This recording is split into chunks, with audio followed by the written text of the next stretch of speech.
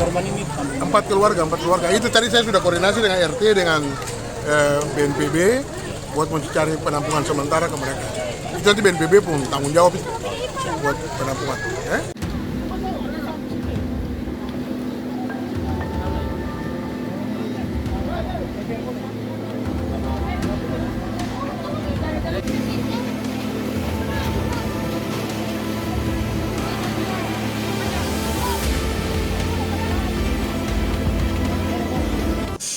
Terkait dengan kebakaran di Kelurahan Bentas